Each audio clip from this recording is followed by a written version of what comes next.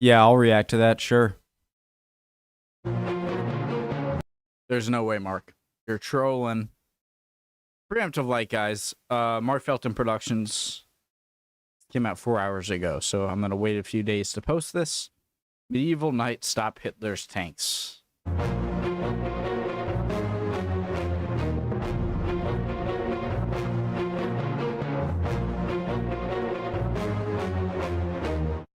Late 1938, German forces received orders from Adolf Hitler to occupy the Sudetenland, areas of Czechoslovakia that bordered Germany having large ethnic German populations.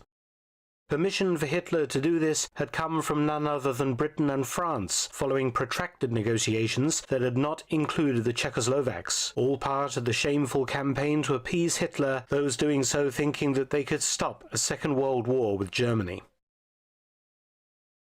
The Czech army was ordered by its government to withdraw from the contested Sudetenland region and not resist the German columns that moved over the border in early October 1938.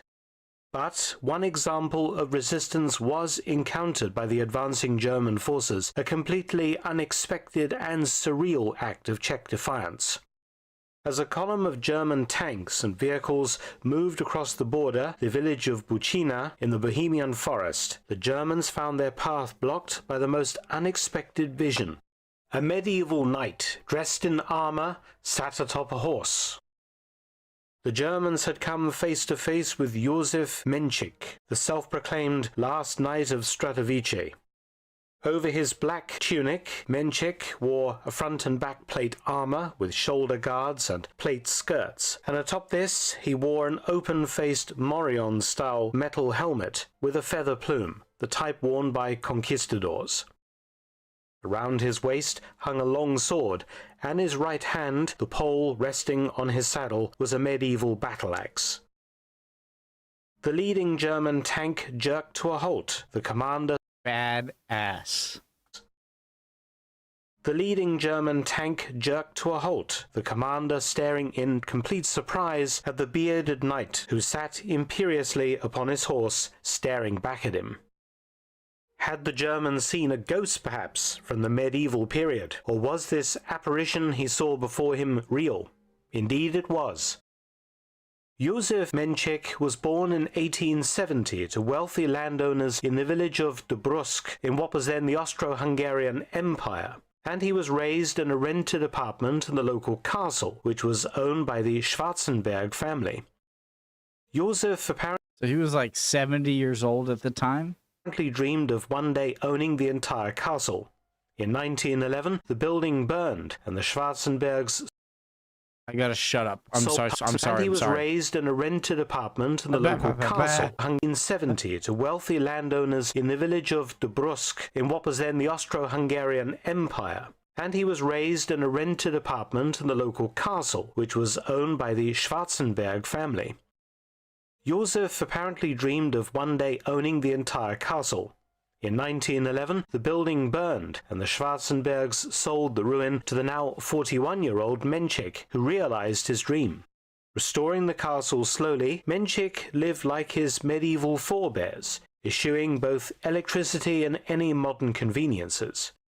And like a medieval noble, he rejected modern forms of transportation, riding everywhere on one of his horses, normally whilst wearing half armor and armed with a sword. The locals saw Menchik as a harmless eccentric and quite a character, and he turned part of his castle into a museum to display his elaborate collection of armor and weapons. Where he obtained his armor was clear. It was medieval French in origin, but how he obtained it was less clear. It was believed that he had smuggled it into Czechoslovakia. Locals could never quite work out where he obtained the funds to maintain the castle or his collection of antiquities. But a lot of his collection seems to have come from France, perhaps illegally.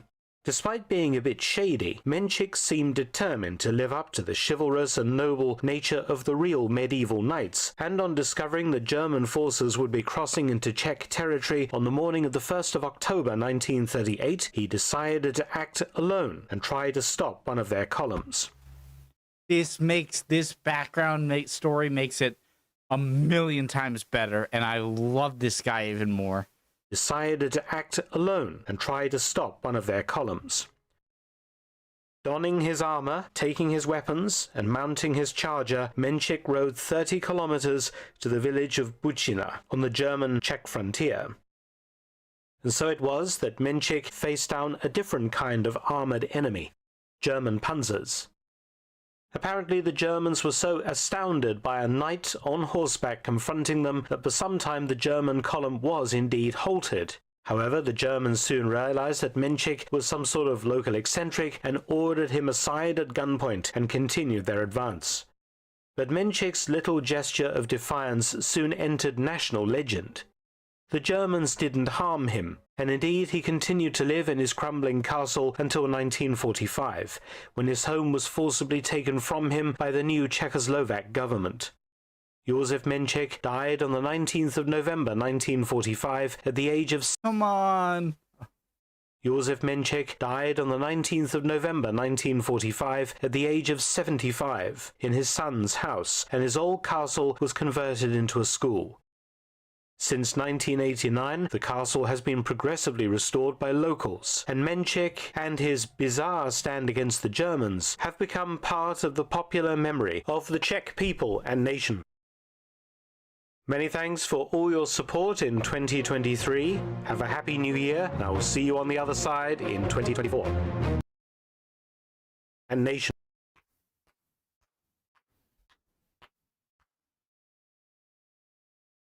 It was already cool, and it's even more cool knowing, like, it's awesome because I went from being like, oh my god, this guy's, what is he doing? Oh, just showing up like, oh, they're coming in here, and people outside of Czechoslovakia allowed, them to enter Sudetenland, and it's like, oh, it's some guy that's cool. But just knowing he's the guy that we just learned he is, it makes it 1,000 times better. Knowing that he's like, what? All right, I'm going out like this. Ugh. Obviously, he didn't go out like that. He didn't die, but yeah, he might have been a crazy man, a mad lad, but oh my god, that was great. Great video again from Mark Felton. One of my favorite I've ever watched. Love y'all. Hope y'all doing well. Would appreciate any comments. Would love for you to like and subscribe, and hopefully I'll see you next video. Bye, guys.